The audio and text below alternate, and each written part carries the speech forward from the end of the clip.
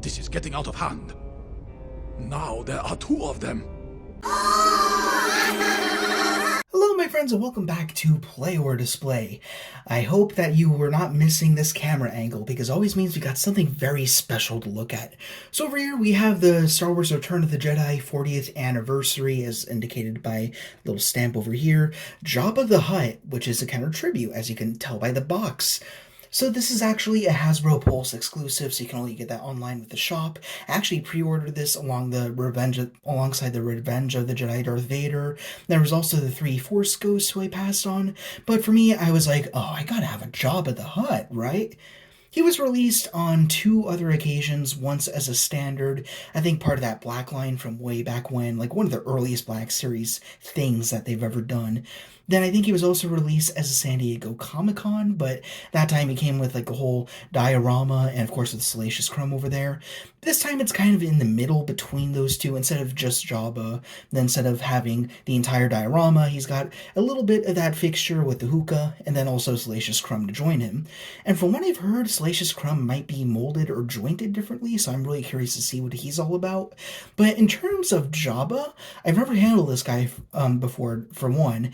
And second thing, he's pretty much just a block of plastic. So this is definitely a Black Series offering you can pass on, but he's a guy that I've always wanted to have, especially since, again, as I've said before many times, I'm a scum and villainy kind of dude, and he's pretty much the heart of that, the big, slimy, gooky heart of that. So needed him in the collection, obviously. But anyways, before we actually look at the figure, let's just do a classic tried and true unboxing, which I feel like we haven't done in a very long time. So let's go ahead and start over here. Again, this is Kenner tribute. Kenner is no more. They were liquidated in the late 90s, but still nice that we do get tributes from Star Wars Black Series, from NECA, just a whole bunch of lines trying to pay homage to those who came before.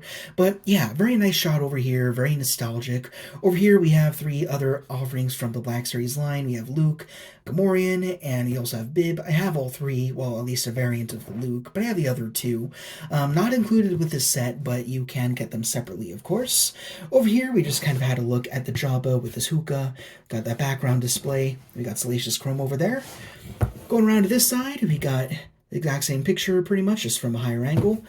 Off to the other side, we have this big old JABBA. Ho, ho, ho! To the back here, it's actually exactly the same as the front, so that makes our job a little bit easier as you go ahead and just hop over to the top. And over here, it's more like some other shots circling around a little bit.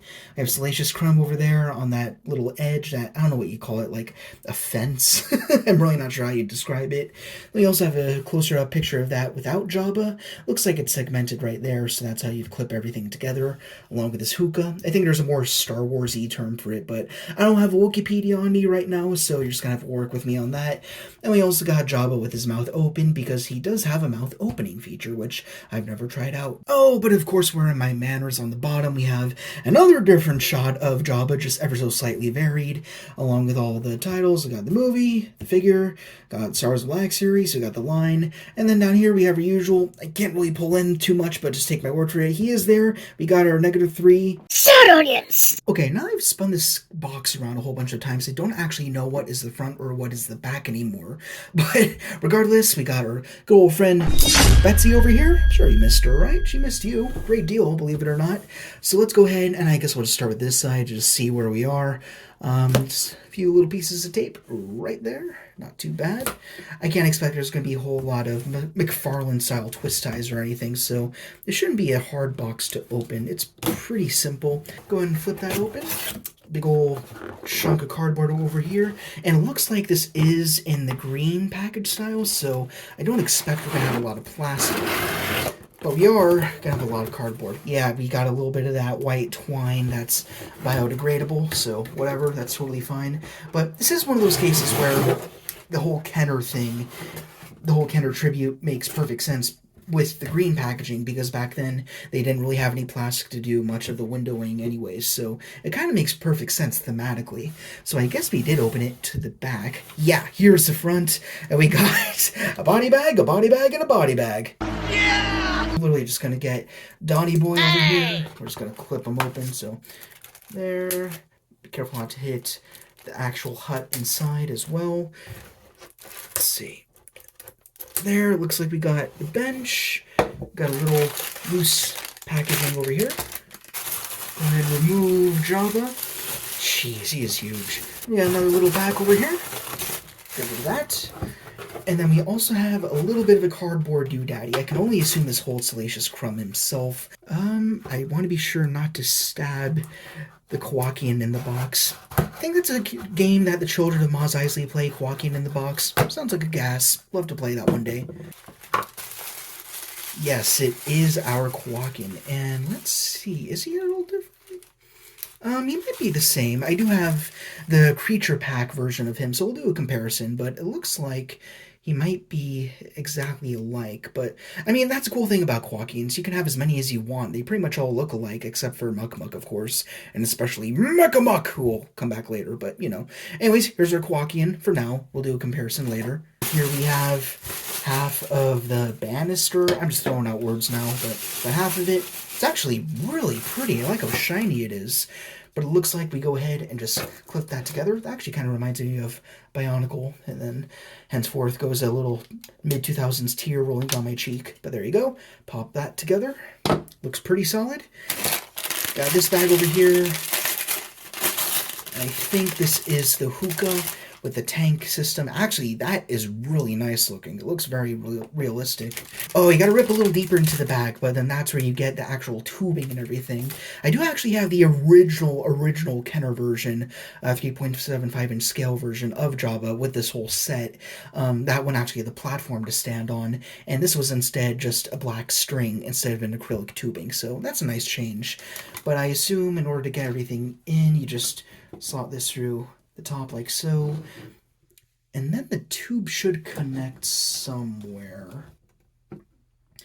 Yeah, I just gotta kind of glove over it a little bit, but once you get it there, it stays there pretty good, although things are a little bit wobbly over here just from being packed the way it was, so you might want to give it a little bit of heat. Maybe I'd recommend boiling water if you use a hair dryer. I could definitely see this thing just flattening out, so I'd avoid that. But anyhow, that's another bag or two out of the way. Let's get this whole setup out of the way as well as we move on to the big boy, the main attraction, the biggest gangster of all time, JABBA the Hutt. Let's see here. You know what? I'm more pleased than I thought I'd be. He looks fantastic. Let me go ahead and have a little bit of playtime, and then we'll come on back and see what he's all about. Alright, so let's go ahead and have a closer look at everyone's favorite hut.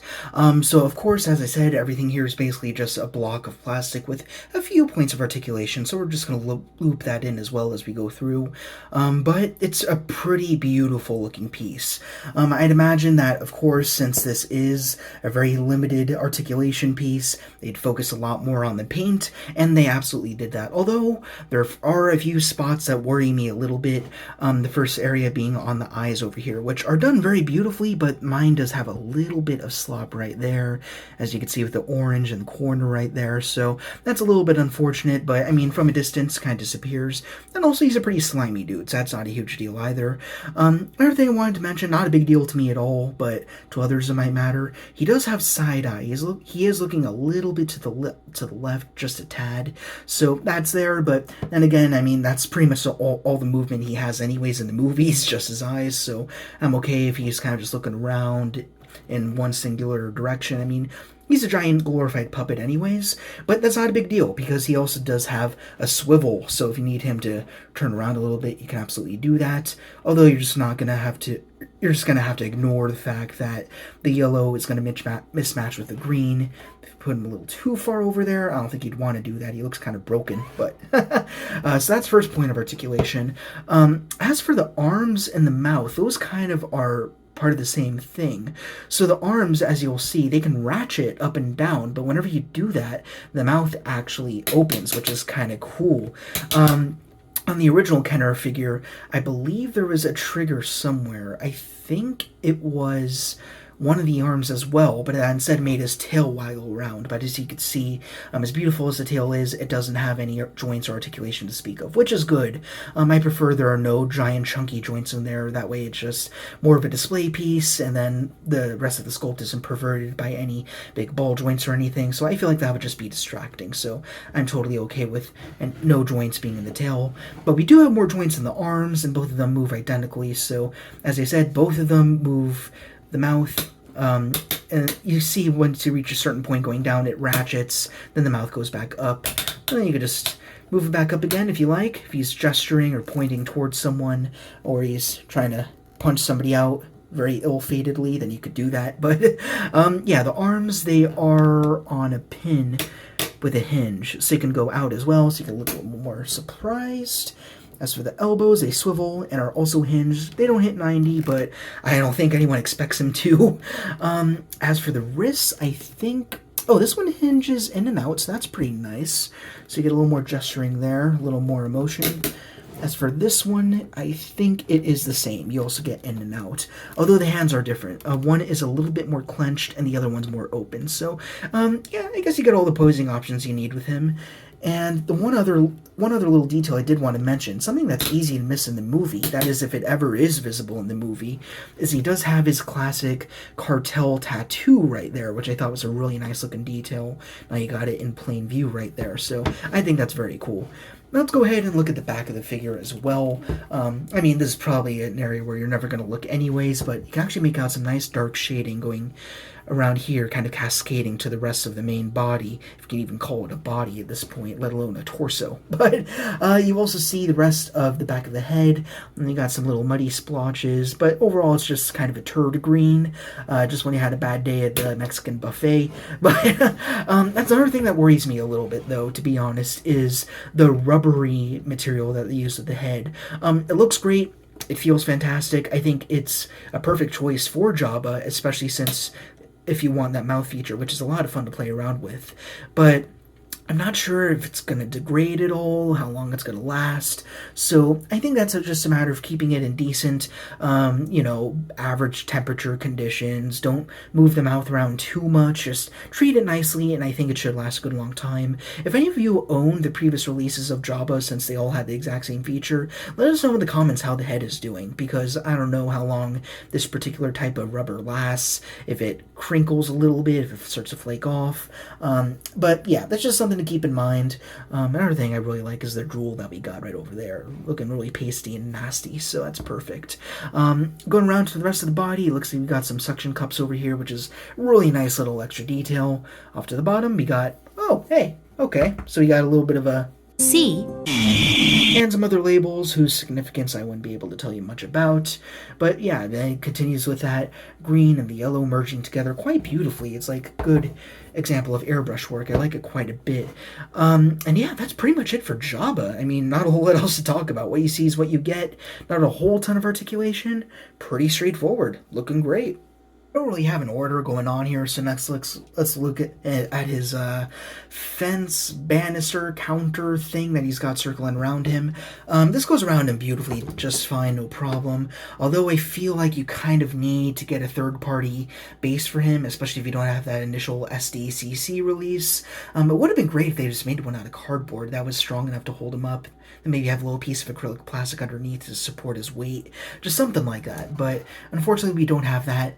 But we do have his little pipe over here, along with this tank of, I don't know what could be in there, just LSD. I'm really not too sure. But we already kind of looked at that already. But let's go ahead and get this in his hand, see what that's like.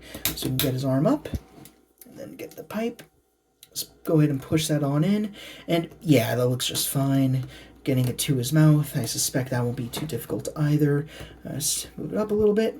Yeah, there we go. Look at him. Just going old badass, having a good old time. Just really cool. He looks good. As for Salacious Crumb, we've actually seen him more times than Jabba because we also saw him in the Disney Parks exclusive, Black Spire exclusive, whatever you want to call it, Creature Pack. So we got him on one more occasion than Jabba appeared. But here we have the release that just came with Jabba we just had a look at.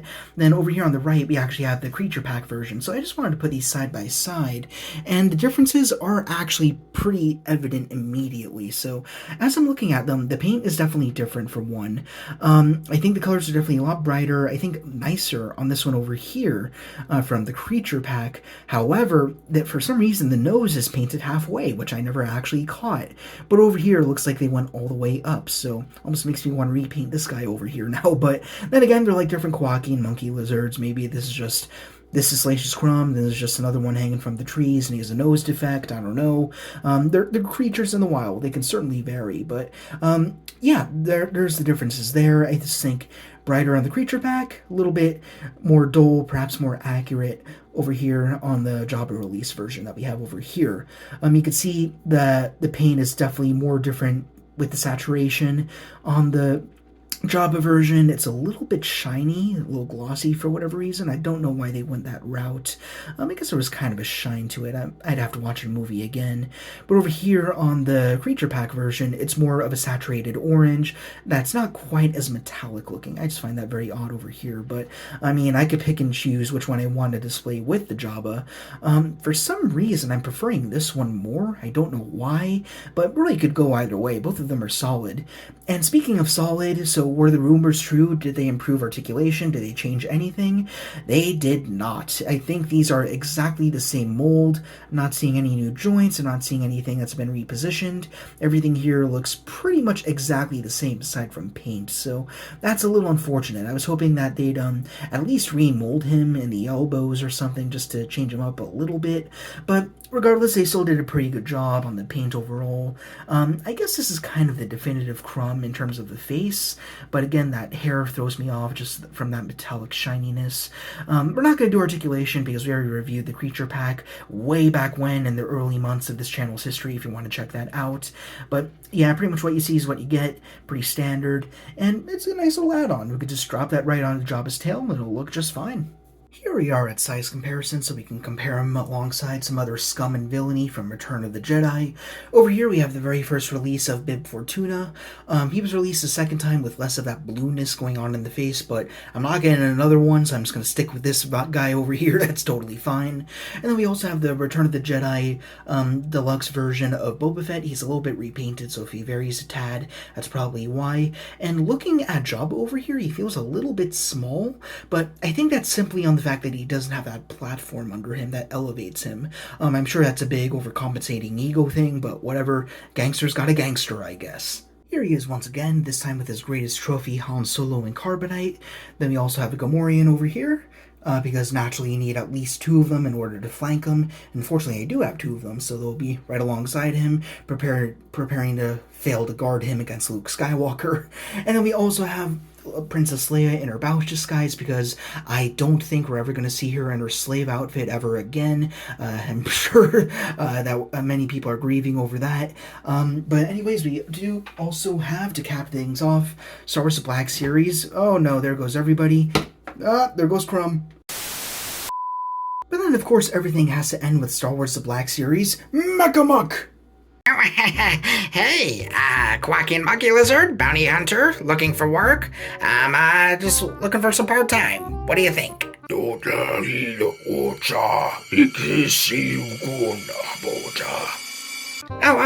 alright, yeah, let me think for a second. What's cheesy, pepperoni, and steaky all over? It's a Honda here. I'm sure as I'm not gonna let you eat me, buddy boy. Oh, hello, literally everybody. Activate thermal detonator? No? See, this is a new arm. I don't know all of its features yet, so I'm just trying new things. I really don't know. This is a very awesome action figure. That is, if you can even call him that. It's more so a two-pack more than anything. I mean, I guess you got Jabba, then you got Salacious Crumb, then you got the Bannister in the back. I guess Bannister is a word that we're settling on. And then all that together combines to make a really awesome set, but I don't think it's priced right. It's definitely priced way too high. I mean, it really is just a block of plastic. I know that's the third time I'm saying that, but I call a spade a spade. I mean, there's not a whole ton going on here, but really it's something that you want to get if you really respect it as an art piece, if you love the paint, the airbrushing, and all that. It is just a beautiful piece to have, a very good centerpiece for your Scum and Villainy shelf, Return of the Jedi, Bounty Hunters, whatever it is you want, but he's just a very unique character, and I don't think he's one that everybody needs to have. I mean, he does take up a lot of space, so I'm going to need to figure that part out. Yeah, and he doesn't last super long in the movie, so I don't know if that's a thing for you. Like, the longer a character lasts, the more so you're likely to get a figure of them. That's kind of a metric that I go by every once in a while. The less you see of them, the less I usually want them. But in this case, for Jabba the Hutt, he is kind of a cornerstone for the Scum and Villainy gang of the Star Wars galaxy, so he was kind of an essential. And the reason why I never got any of the previous releases is because, again, the price was kind of upticked. And for some reason, I went for one of the most expensive routes in order to finally acquire him later in life. But that's okay. I got a Jabba. It's done. I like him a lot. He's very cool. He kind of came in that neat Kenner-style tribute packaging. I might cut that up, make a nice poster out of it or something. Just a nice little DIY I like to do for myself. Apartment life. You can't keep every box, which kind of sucks, but that's the way it is. But I do like him a lot. I do recommend him if you got good holiday money with you. I wouldn't just get him on a whim. He is quite pricey, so I definitely think about that. But you do get a little bit of a Salacious Crumb there. So if you've never gotten him before, then I'd say the set wouldn't be worth getting him just for him on his own, but he is a nice little bonus. And if you already have Quacky and Monkey Lizards in your collection, then again, it doesn't hurt to have more, because multiple of them show up at once in the Mandalorian show, so, you know, you see these guys swinging together in the trees all the time, so it's okay to have more than one Salacious Crumb. Didn't that rhyme? That'd be a great children's book. Anyways, that's about it. I hope you enjoyed this review, and if you did, then please, as per usual, be sure to Like, comment, Ring the bell to be notified of our latest arrivals. And subscribe. This is the editor speaking, humbly reminding you to support the pod Patreon in the description to guarantee new content every single week. Thank you guys very much for watching. Rock on, and I will see you all later.